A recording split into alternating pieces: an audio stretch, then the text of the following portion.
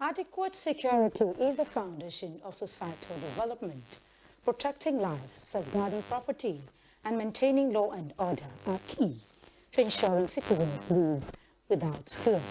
Edo State reports say security situation remains volatile despite government's effort. Calculated killings and other crimes persist. The latest incident was the daylight killing of a young woman in front of one of the tertiary institutions. On Panorama today, we highlight the need for cooperation of all security agencies to enhance security and protect lives and property.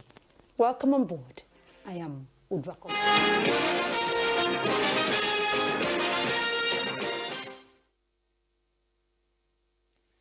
President Bola Tinubu says Nigeria and the United States have recorded a major success in ongoing counter-terrorism efforts following a joint operation targeting an Islamic State stronghold in the Lake Chad Basin.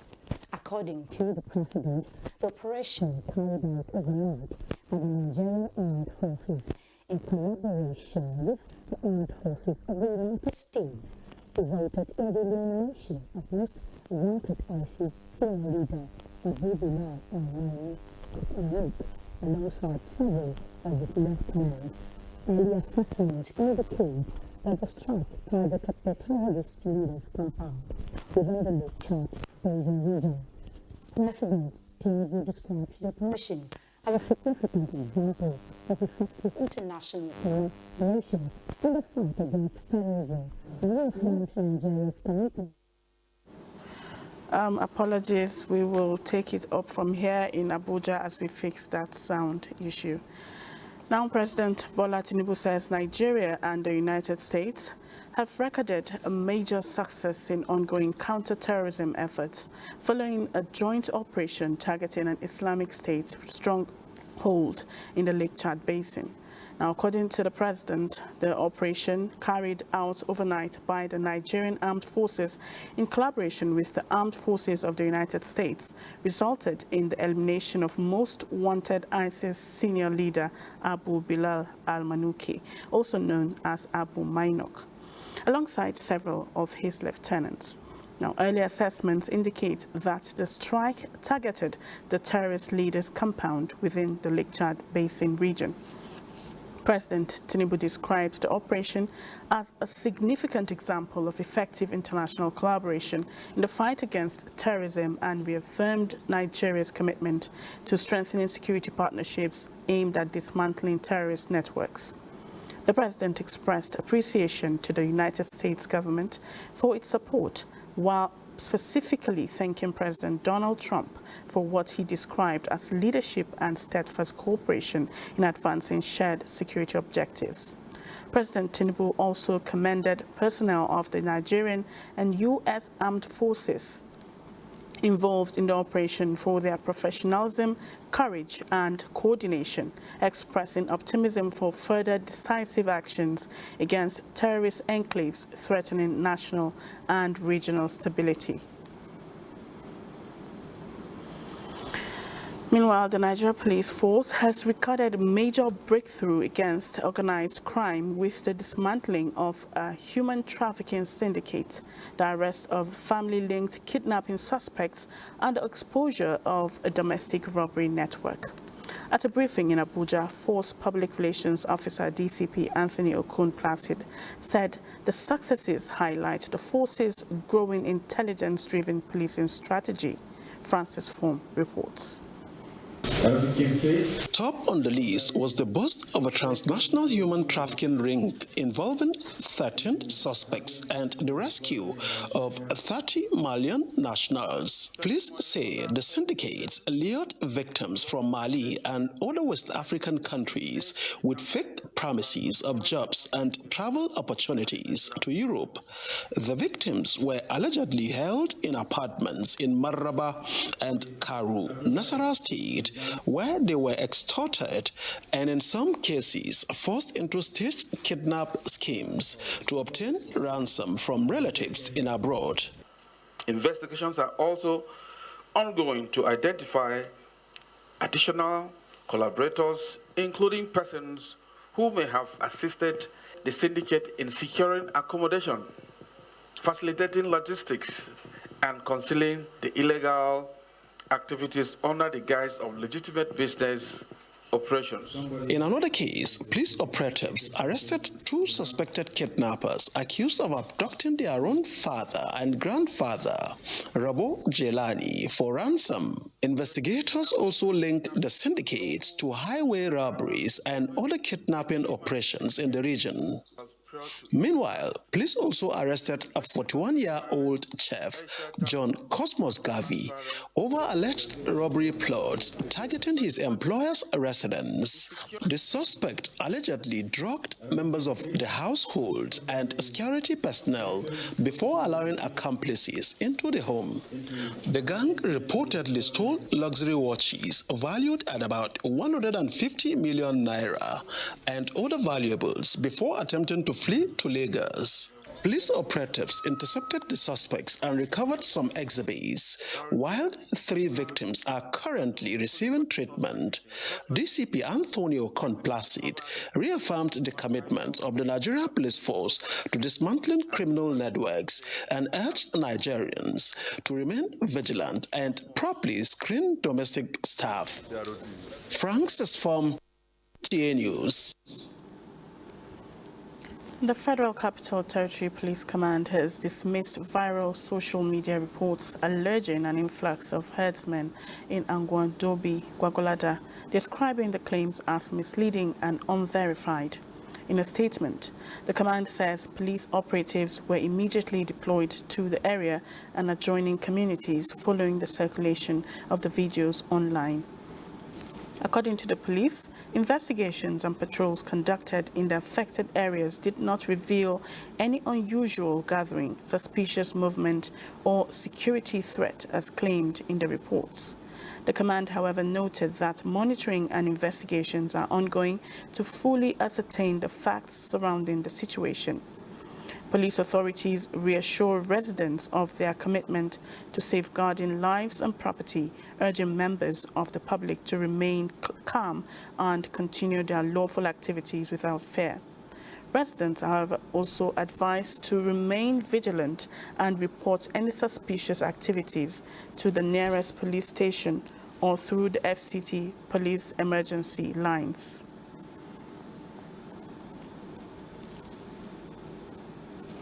Now, beyond trade, the Nigeria Customs Service is championing a green revolution around all border communities in the country by planting trees and promoting safe and green environment. And this is as the Customs Wives Association, in collaboration with the Ministry of Environment, Women Affairs and the diplomatic community, staged a walk in Abuja to galvanize support for greener, safer environment under the Green Border Sustainability Initiative. They believe trade should take place in a safe and healthy environment. You can't look at trade in isolation.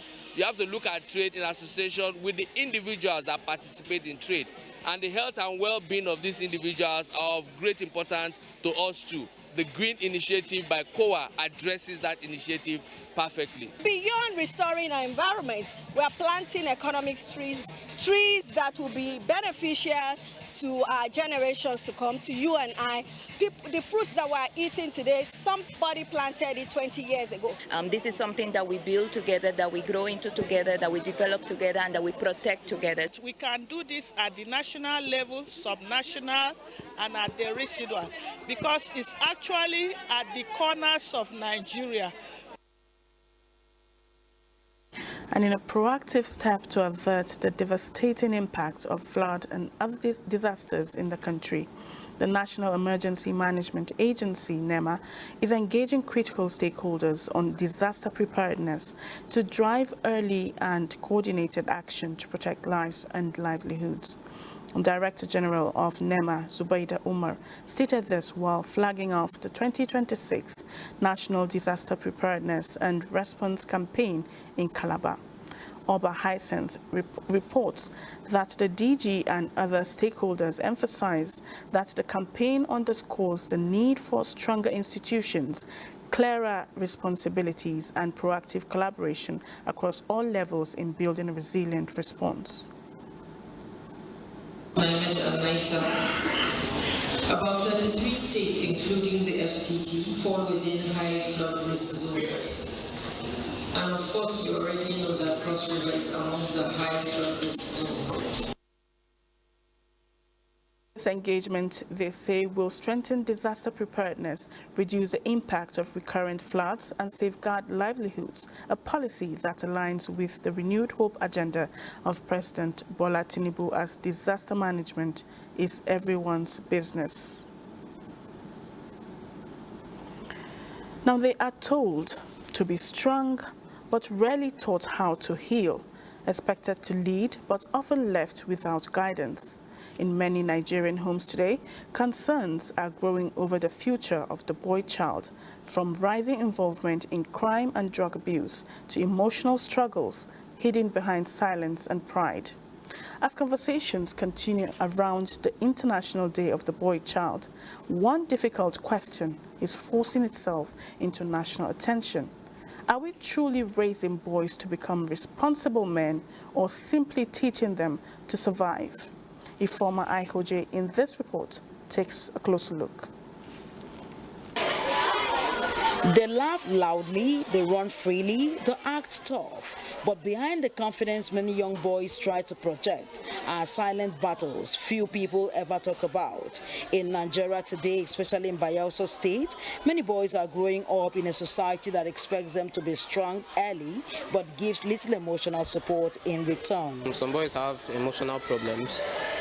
Boys have problems with upbringing, parental problems, like, let me say, bonding between father and son. It's really bad that they always, because we are guys, they just leave us, and girls now have more attention. Some are being raised by struggling single mothers. Others are growing up without present fathers, mentors, or positive role models. And while many are searching for direction, social media, peer pressure, cultism continue to compete for their attention. That's their own way of speaking out and wanting to be recognized. They are trying to say, see me, I am here, I want to be listened to. Experts say one major problem is that many boys are taught to suppress emotions instead of expressing them. So rather than speak up when they feel confused, rejected, or afraid, many keep everything bottled inside. The person who keeps his emotion in check is not allowed to be vulnerable. Will lash out one day. What we need to do to give them that sense of belonging,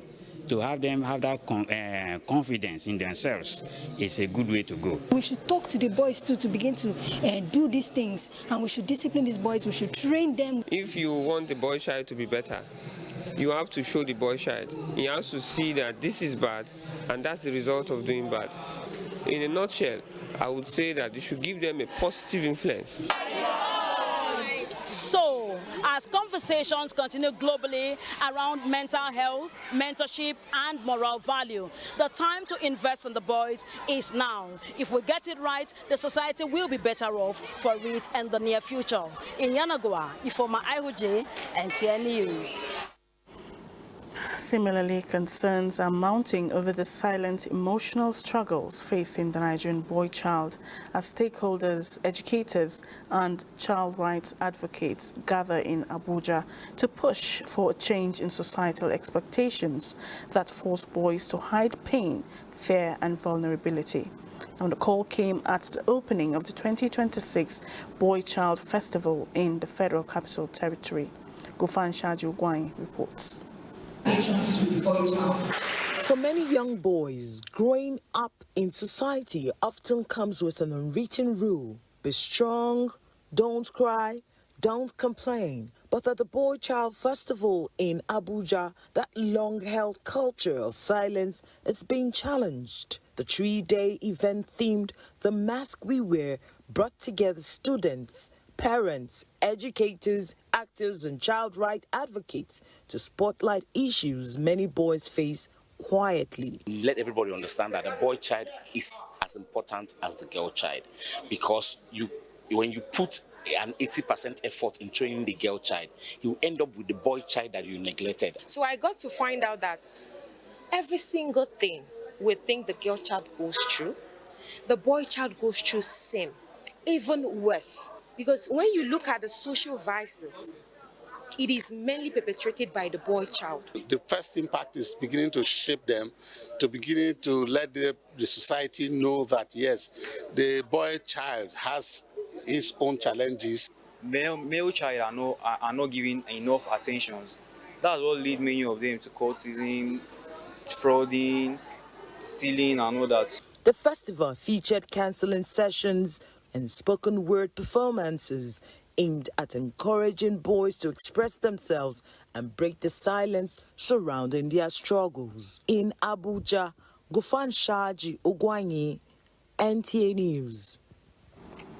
It's time to take a break now. Panorama continues in Benin after the break. Stay tuned.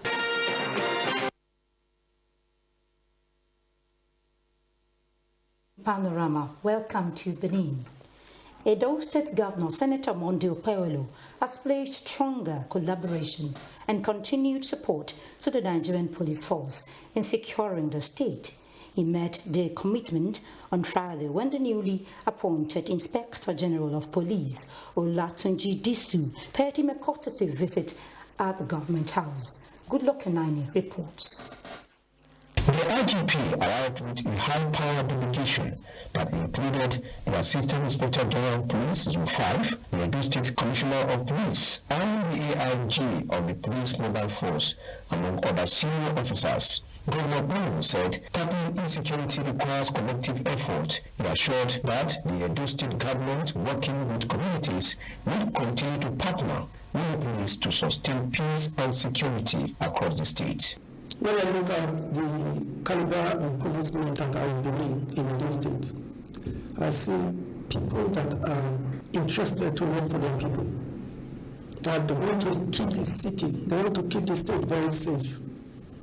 You see, day and night, these people don't sleep in their houses. And I'm so much impressed with the people that you have sent to Edo and to this zone. I want to thank you once more, and I want to congratulate you once more. And God will bless you, and God will protect you.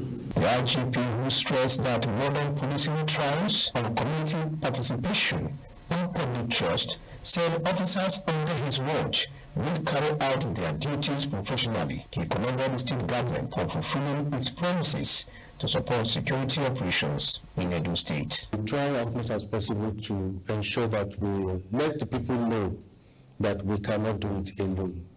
Security is everybody's business. The father of modern policing said, the police are the community and the community are the police.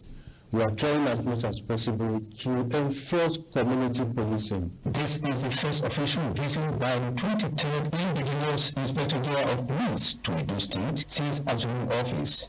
The visit also included a meeting with officers and men of the Edo State Police Command. In Benin, Goodluck Enani, NT News. And this brings us to the discussion segment of Panorama, which focuses on enhancing security through effective collaboration. I have here in the studio the Commissioner of Police here in the Edo State, CP Monday Almonica. You're welcome to the studio, sir. Thank you. Yes, enhancing security through effective collaboration is our focus. And you're here with us. I want you to tell us what's your current assessment of security here in the state with regards to what happened where a young man was murdered, so alleged, in front of the gate of an institution here in Benin. Well, let me take your questions one by one. Thank you very much for having me and for talking about collaboration in enhancing security. It's, you can, if you look around Benin City, especially the metropolis of Benin, you will notice that before now, we had a situation where we had court-related killings almost every day. But for the past 6-7 months, we've not had any court-related killing, except this one you mentioned at the university. But you see, we always advocate for collaboration between the police and other sister agencies, between the police and the communities. And when we talk about communities, the university community is also a community. We have a situation in Nigeria, not only in Edo State, where the shift, there's a very strong shift from the popular design of education to include character and learning. We have a situation where the attention is only on learning, where the school authorities award degrees to known cultists, award degrees to known troublemakers within the universities, as long as they are able to pass their exams. And that is where we're having the problem. You see, so we need collaboration from the universities, from the students, the student union governments. We also need the university authorities and other communities to be able to succeed in checking the security within the universities. What would you say is the biggest challenge? You're talking about collaboration. Here the state has a commissioner of police. What can you say is the biggest challenge when you want to talk about collaboration among security agencies here in the state? Well, not just in the States. The IG said it several times when he came visiting, and he has always been emphasizing on it. The major challenge we have is the trust. We don't have the trust of members of the communities. So we are working very hard to win the trust of Nigerians, to win the trust of the people of Edo State. If they don't trust us, a lot of things will be difficult, especially collaboration. They won't come to us with information, and whatever we do, they look at it with some level of mistrust. And so that's our biggest challenge, I think. Let's look at this. We are talking about collaboration, and we do hear the police say it's not just the police that should work. Everybody needs to be involved. What roles can stakeholders like institutions, religious bodies, traditional bodies play? Yes. Talking about enhancing security in the state. Yes, the roles of each institution is different depending on the problems or the challenges that we have in the different communities. In the university communities that you just mentioned, you will see that the kind of collaboration we need is for them to be able to begin to punish students by not awarding them degrees if they find that the students are involved in cultism or other shady characters that does not merit them to have this thing. Then we have other initiatives within the state. We have the community safety partnership. We have the informal policing system, because we discovered that after settling the problem of cultism within the state, within the metropolis, we still have problem of kidnapping.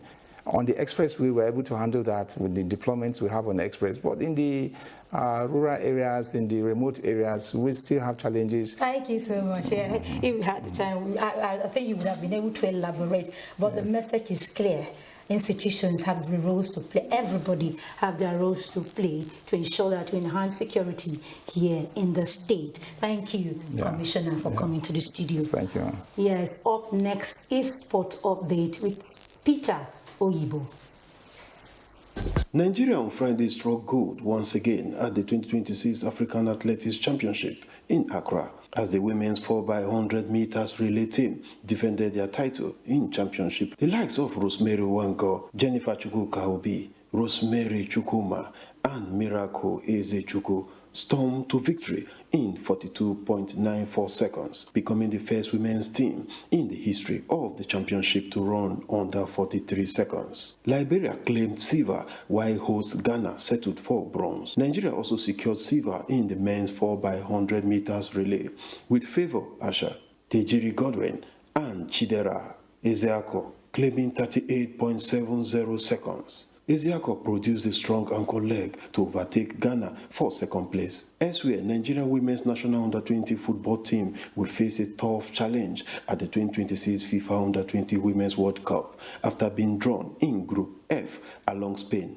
China, and New Caledonia. The draw ceremony took place on Friday, ahead of the tournament scheduled for September the 5th to 27th in Poland. The Falconets remain one of the only 3 nations, alongside United States and Brazil, to qualify for every edition of the competition since its introduction in 2022. Meanwhile, the Nigerian Football Federation on Friday announced that the final of this year's President Federation Cup will be held in Asaba, as the federation unveiled the round of 64 features following the official draw in Abuja. NFF Secretary General Mohamed Sanusi says the competition will maintain its knockout format, assuring club of a transparent and fair tournament. After the pairing, we now try and look at equidistance.